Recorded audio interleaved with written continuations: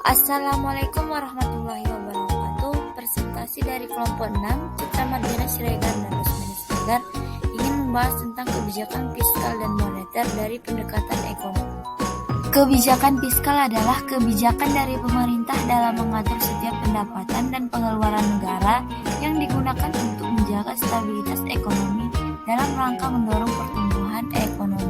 Sedang kebijakan moneter adalah kebijakan pemerintah untuk memperbaiki keadaan perekonomian melalui pengaturan jumlah uang beredar. Fungsi kebijakan fiskal dan moneter. Kebijakan fiskal berfungsi ketika anggaran negara dialokasikan dengan tujuan untuk mengurangi tingkat pengangguran serta pemborosan sumber daya. Sementara fungsi kebijakan moneter adalah menjaga iklim investasi dalam sebuah negara, meningkatkan pertumbuhan dan stabilitas ekonomi. Baiklah, selanjutnya adalah jenis-jenis kebijakan fiskal dan moneter.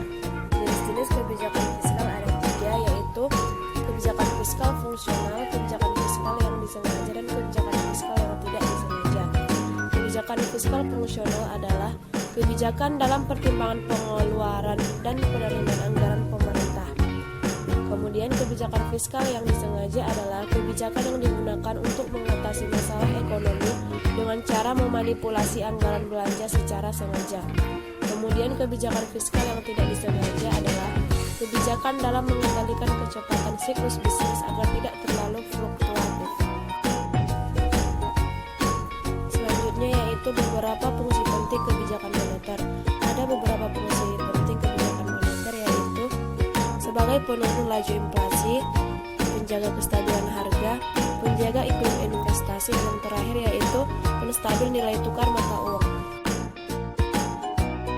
Fiskal dan moneter terhadap ekonomi. Hubungan kebijakan fiskal dan moneter terhadap ekonomi adalah sebagai wadah dalam mengatur jalannya ekonomi dalam menanggulangi permasalahan ekonomi di tengah keparahan resesi. Cukup sekian penjelasan dari materi ini. Jika ada kesalahan dan kekurangan, kami minta maaf. Created using Powtoon.